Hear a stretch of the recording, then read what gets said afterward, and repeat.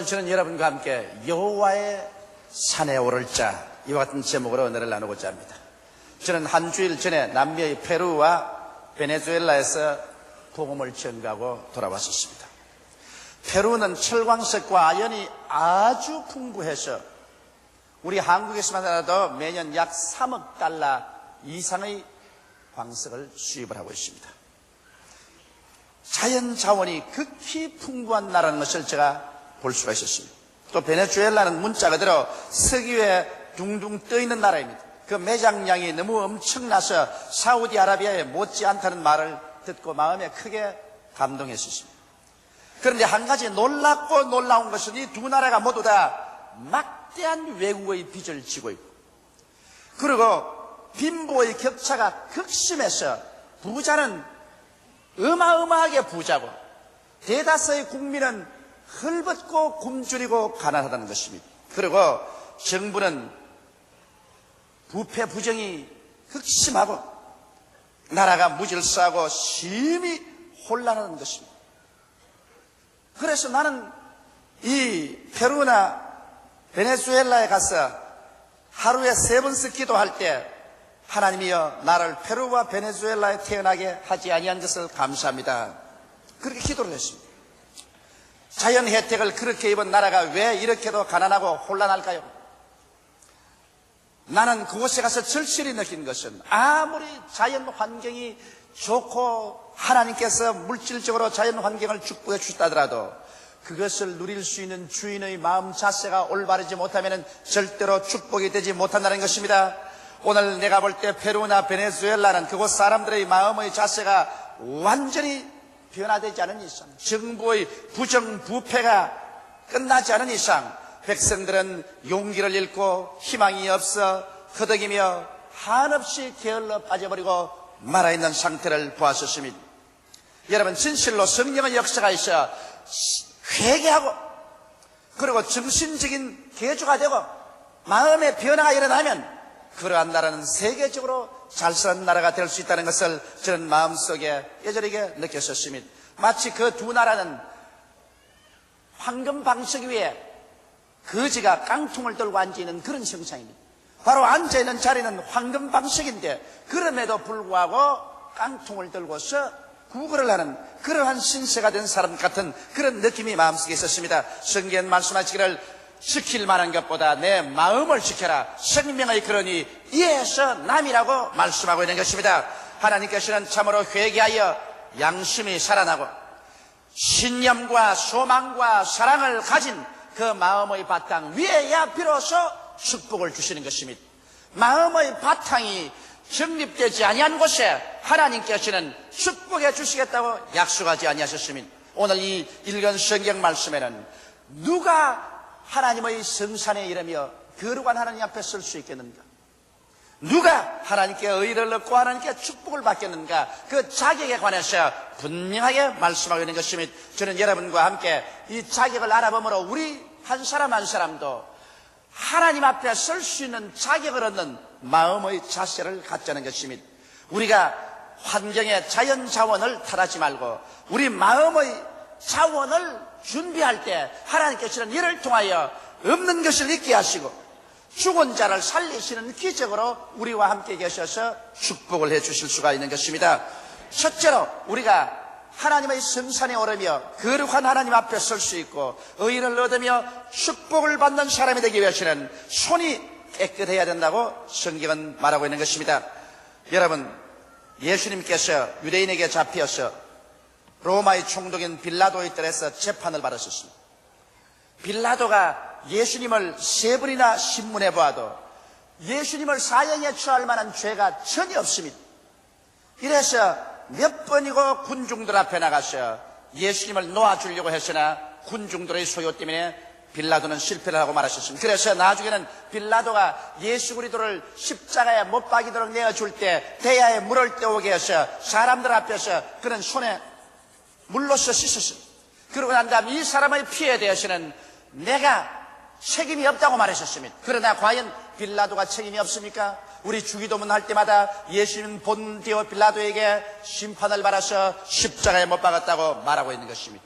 빌라도는 자기가 아무리 물에 손을 씻어도 그는 예수께서 무지한 것을 알면서도 자기의 지위와 명예와 권세를 잃어버릴까 싶어서 그 명리에 탐욕이 나서 예수 그리스도를 십자가에 못 박는데 내준 것입니다. 그러므로 그는 불의에 동참했습니다. 아무리 맑은 물에 손을 씻는다고 할지라도 그 불의의 죄악은 씻음을 받을 수가 없고, 빌라도는 오늘 이 시간에 하나님의 버림을 받아 음부의 불타는 곳에 심판을 당하고 있는 것입니다. 여러분, 우리가 손이 깨끗지 않고서 하나님께 나가서 아무리 기도한들 그 기도가 하늘에 상달될 수 있겠습니까? 불의한 손은 하나님께서 붙잡아 주지 않습니다.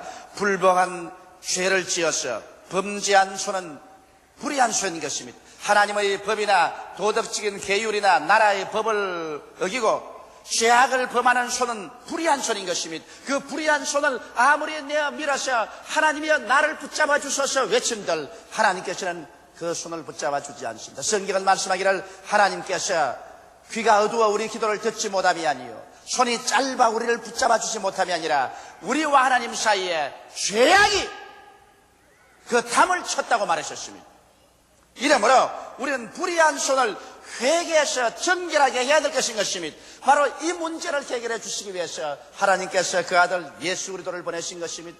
예수님은 죄와 불의가 전혀 없음에도 불구하고 우리를 대신해서 십자가에 올라가서 그 몸이 찢기고 그 옆구리에 창상이 나고 물과 피를 다 소돔으로 말미암아 우리의 과거에 현재 미래 모든 불의를 일소해 주신 것입니다. 이 힘으로 예수 그리스도를 통해서 죄를 지었음에도 불구하고 못났음에도 불구하고 버림을 받아야 마땅함에도 불구하고 남녀노유 빈부 귀천할 것 없이 예수께 나오면 오늘 이 시간에 즉시로 그 보배로운 피로 말미암아 그 손이 깨끗하게 되어버리고 마는 것입니다. 이러므로 예수 이외에는 여러분과 나를 정결하게 하여서 하나님 앞에 깨끗한 손을 들고 쓸 수 있게 할 자는 절대로 이 우주지간에 없습니다. 또 사람들은 부정한 손을 가지고 있습니다. 야비하고 더러운 방법으로 지위나 명예나 권력이나 재물을 모은 손은 부정한 손입니다. 부정과 부패를 가지고 지위나 명예를 얻고 권력을 얻어서 그가 아무리 거들댄다고 할지라도 나중에 그 부정한 손, 더러운 손을 가지고서 하나님 앞에 선들 하나님께서 그 사람의 부르짖음을 들어주겠습니까? 사람은 이 세상에 살면 70이요 강건하면 80이 지나고 나면 다 초로 인생같이 없어지고 마는 것입니다. 사람이 한번 나서 죽는 것은 정한이지요 죽고 난 다음에는 심판이 있습니다. 그러므로 사람들은 이 세상에 자기가 불의한 손이나 부정한 손으로 살고 죽었어도 영원한 행복이 다가올 줄 알지만 그렇지 않습니다. 그 불의와 부정한 손으로 이 세상 삶이 끝나고 난 다음 심판대 앞에 서서 아무리 하나님께 손을 내밀어 도와달라고 외친들 그 불의와 부정의 손길이 그를 정지하고 마는 것입니다. 이러므로 오늘 이 시간에 우리는 우리의 불의한 손과 부정한 손을 모두 다 예수 그리스도의 십자가의 보혈 앞에 싣고 주님 앞에 정결함을 받아야 될 것인 것입니다. 우리의 행위가 하나님의 보좌 앞에서 예수 그리스도의 십자가의 피로 씻음 받지 않고는 절대로 은총과 축복을 입을 수는 없는 것입니다.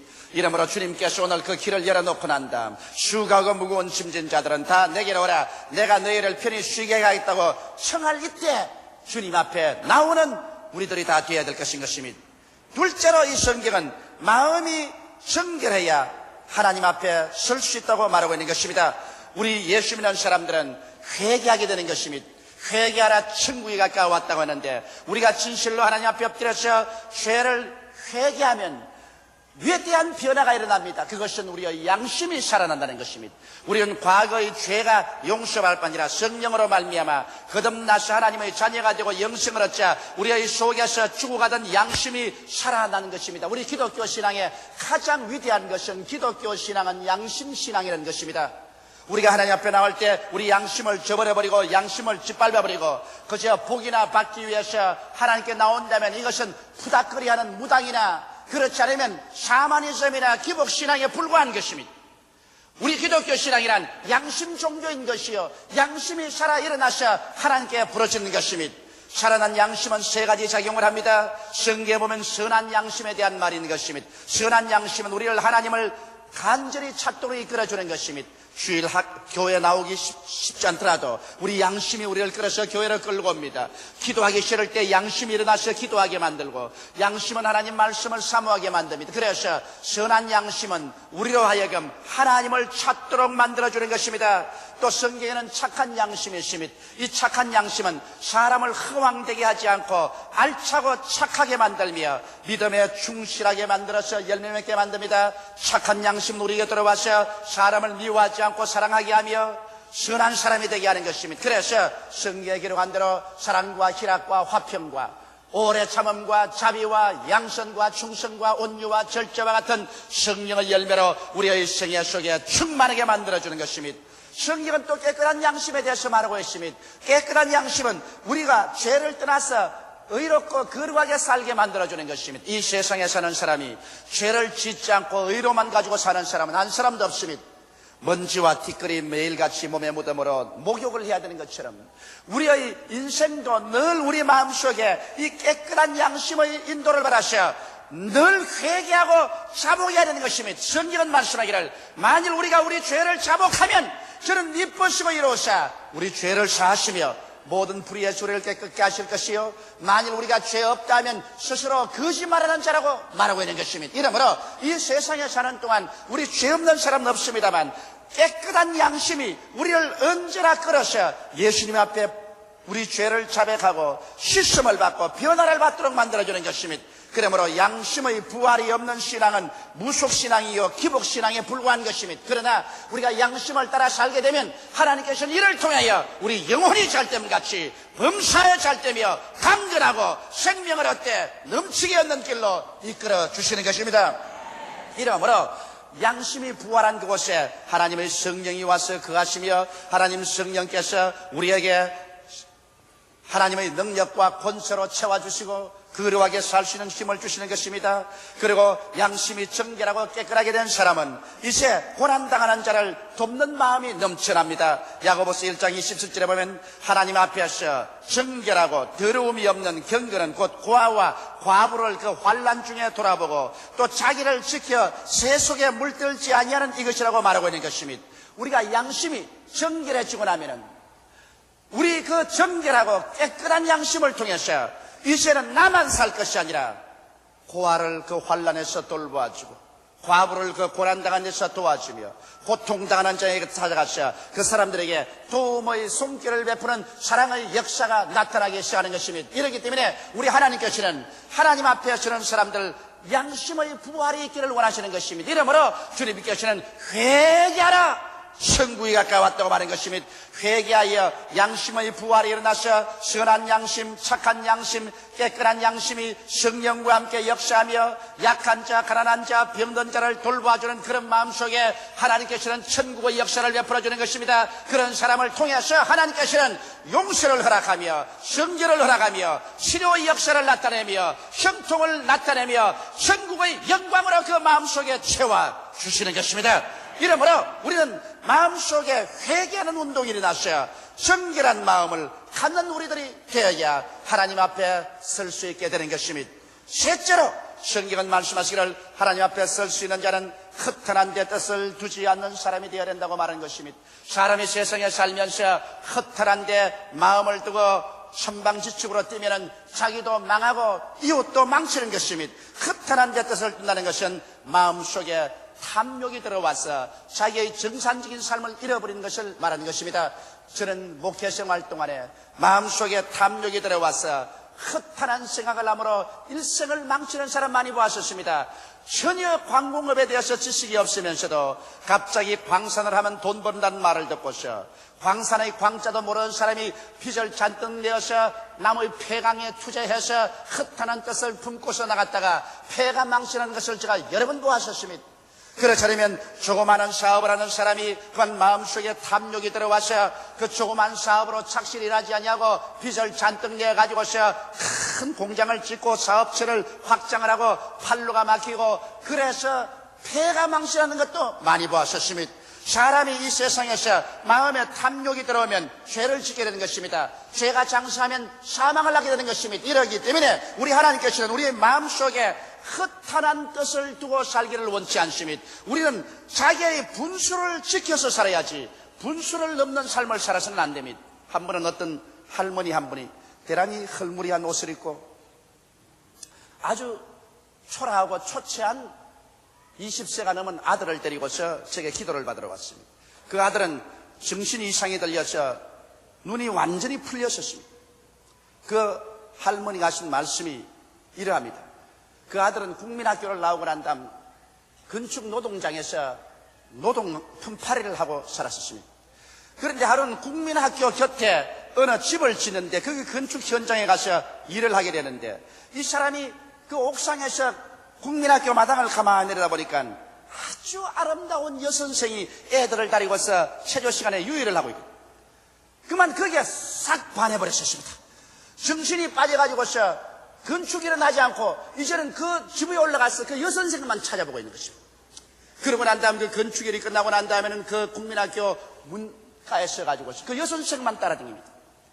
그래서 그 어머니에게 부탁이를 어머니 나 저 여선생하고 결혼해야 살겠으니까 결혼을 해달라. 분수의 어림이다 싶습니다. 그래서 어머니가 찾아갔어요. 찾아가니까 그 여선생이 그들 떠보고 난 다음 미치면 할머니가 와서 왜 이러냐고 나가라고.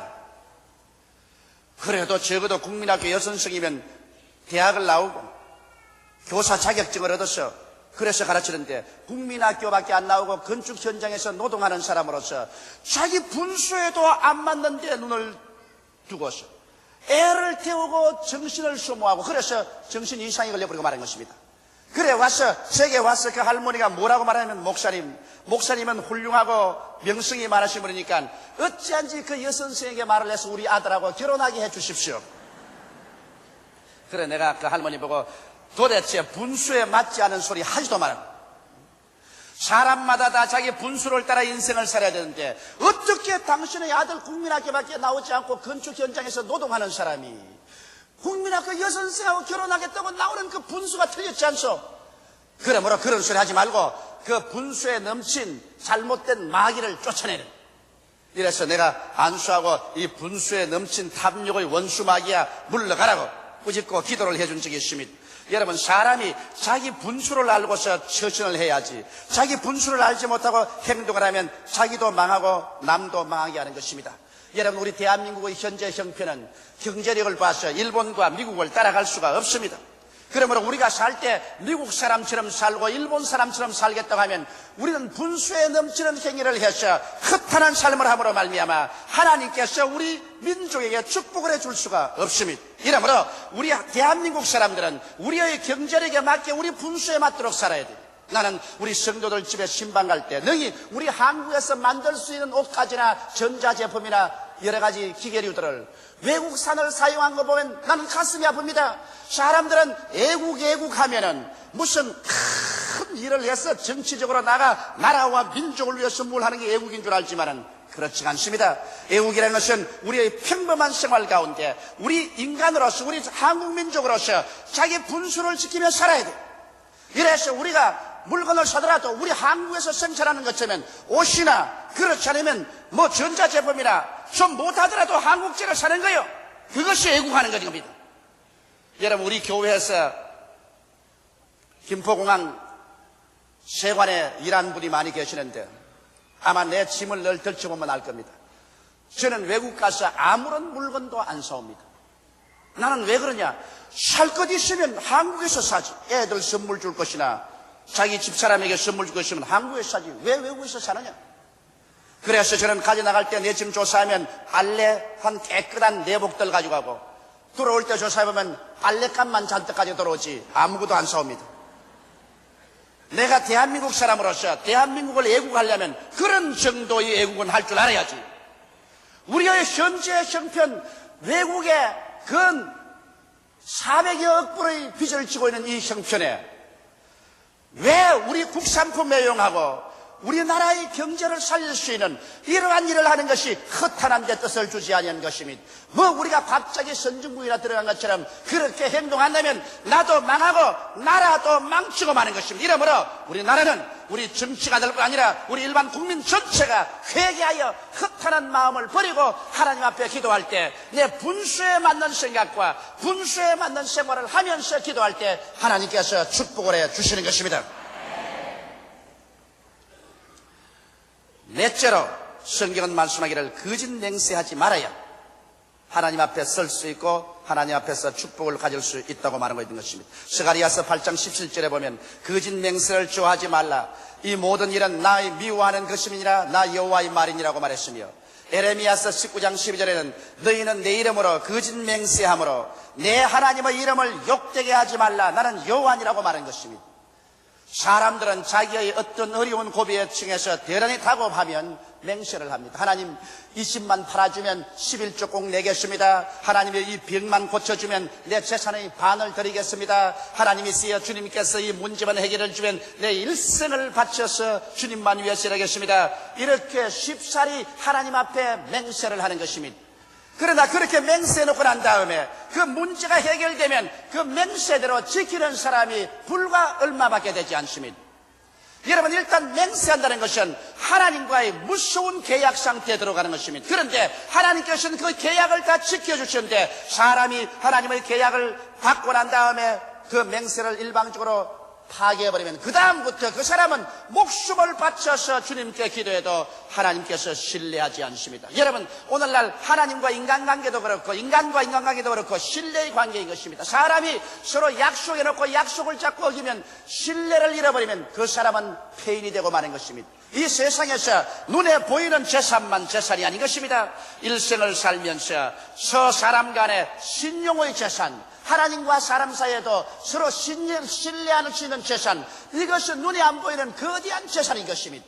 구약 성경을 보면 유명한 사사 입다라는 분이 있습니다. 입다가 이스라엘을 대표해서 블레셋 군대하고 싸울 때 블레셋 군대 수는 많고 이스라엘의 군대는 적은지라 얼마나 마음에 다급했던지 그런 하나님께 맹세했습니다. 하나님이여, 내가 이 블레셋 군대하고 싸워서 이 전쟁에 이기게 해주시면 내가 집에 들어갈 때 우리 집에서 제일 먼저 대문 밖에 나와서 나를 환영하는 사람을 잡아서 하나님 앞에 번제로 드리겠나이다. 그랬는데 그 맹세를 하고 하나님의 도움을 받아서 전쟁에 대승을 했었습니다. 입다가 금이 환양해서 집으로 돌아오는데 제일 먼저 나오는 사람이 누구냐? 무난동녀 외딸이 오색 찬란한 옷을 입고 아버지가 전쟁에 시게 나갔다고 북을 치면서 나왔었습니다. 아버지가 그만 말에 내려서 그 무난동녀를 안고서 야 이놈아, 네가 왜 제일 먼저 나왔느냐? 개도 먼저 나올 수 있고 닭도 먼저 나올 수 있는데 네가 왜 먼저 나왔느냐? 네가 왜 먼저 나왔냐? 아버지 왜 이랬습니까? 나는 내가 블레셋 군대하고 싸울 때 이 전쟁에 이기게 해주시면 제일 먼저 우리 집에서 나오는 자를 잡아서 번제로 드리겠다고 했다고. 여러분, 요사이 사람 같으면 그렇게 말하고 난 다음 자기 무남동녀 외딸이 나오면 하나님 미안합니다. 어찌합니까? 나는 뭐 개나 닭이나 나오면 잡아드리려고 그랬지 뭐 무남동녀 나오는 게 어떻게 합니까? 그러고 말하시겠습니다. 그러나 여러분, 입다가 하나님 앞에서 언약한 약속이 얼마나 중요한 것을 알았기 때문에 하나님께 맹세한 것은 반드시 이루어야 되는 걸 알았기 때문에 그런 그 무난동녀 외딸을 잡아서 번제로 하나님께 드렸었습니다. 이만한 신뢰를 가졌기 때문에 하나님께서 그 사람에게 나라를 맡길 수가 있었습니다. 여러분, 오늘날 하나님과 사람 사이에도 신뢰의 관계요, 인간과 인간 사이에도 신뢰의 관계인 것입니다. 신뢰가 어그러지면 아무 일도 안 되는 것입니다. 이렇기 때문에 하나님께서는 약속을 지키는 사람, 하나님께 맹세하시면 반드시 지키는 그 사람을 주님께서 축복해 주시는 것입니다. 물론 사람들이 하도 맹세를 어기기 때문에 예수님께서는 말씀하기를 하늘로도 맹세하지 말고 땅으로도 맹세하지 말고 성전으로도 맹세하지 말고 제단으로도 맹세하지 말라고 말하셨습니다. 이것은 사람들이 맹세하고 너무나 어기기 때문에 그런 것입니다. 맹세하고 지키지 아니한 것은 안 하는 것이 좋은 것입니다. 이러므로 우리들은 사람과의 약속도 성실하게 지킬 뿐 아니라 하나님 앞에 언약했으면 이것을 반드시 지켜서 하나님 성산에 서고 하나님의 일을 얻고 축복을 받는 자리에 들어설 수 있어야 될 것입니다. 여호와의 산에 오르며 그 거룩한 곳에 설 자가 누구이겠습니까? 하나님께 의를 얻고 복을 받을 자가 누구이겠습니까? 마음의 바탕이 올바르지 않는 이에게는 모든 환경적인 풍부가 결코 복이 되지 않습니다. 그러나 오늘 이 성경 말씀대로 손이 깨끗하고 마음이 정결하며 허탄한 데 생각을 두지 아니하고 맹약한 것은 자기에게 손해가 날지라도 지키는 그 사람, 그러한 심성을 가진 사람은 하나님께서 개인이나 사회나 국가나 하늘 문을 열고 축복하여 주시는 것입니다. 다 같이 고개 숙여 기도드리겠습니다. 사랑이 많으시고 거룩하신 아버지, 우리가 하나님께 나와서 입술로 아무리 주여 주여 외친들 그 외치는 뒤에 인격적인 바탕이 이루어지지 아니하면 공기만 울리는 헛소리가 되고 마옵니다. 하나님 아버지, 오늘 이 시간에 기도하오니 우리가 진실로 하나님 앞에 나올 때 우리 손이 깨끗하게 되게 도와주시옵소서. 불의하고 부정한 손을 그리스도의 보혈로 씻고 죄악과 부정에서 그 손을 뽑아내고 하나님 앞에 올바르게 섬으로 하나님께 축복받는 우리들을 되게 하여 주시옵시고, 우리 마음이 회개하여 양심이 살아나고 아버지 하나님이시여 우리 마음이 선한 양심, 착한 양심, 정결한 양심으로 가득하여 고난당하는 자를 도와주며 하나님 앞에 설 수 있는 마음이 되게 도와주시옵소서. 하나님 아버지, 탐욕을 버리고 분수를 떠난 생활하지 말고 허탄한 데 뜻을 주지 않고 정상적인 삶을 살게 도와주시옵시고, 하나님 앞에 사람 앞에 언약한 것, 맹약한 것은 반드시 지키는 우리들이 되게 도와주시옵소서. 이러한 인격적인 바탕 위에 하나님이여 주님께서는 하늘 문을 여시고 우리에게 축복해 주시겠다고 하셨으니 감사하옵나이다. 하나님 아버지와 같은 변화가 성령으로 말미암아 다가오게 도와주시옵소서. 우리 기독교 신앙이란 윤리와 도덕적인 신앙이요 양심 신앙이 없나이다. 양심을 저버린 기독교는 기독교가 아니며 양심을 저버린 기도는 기도가 아니옵니다. 이것은 무당의 푸닥거리밖에 되지 않사옵나이다. 우리 아버지 하나님이시여, 그러므로 진실로 우리의 중심에 양심이 살아나서 하나님 앞에서 의를 가지고 설 수 있는 우리들이 되게 도와주시옵소서. 예수님 이름 받들어 기도드리옵나이다. 아멘.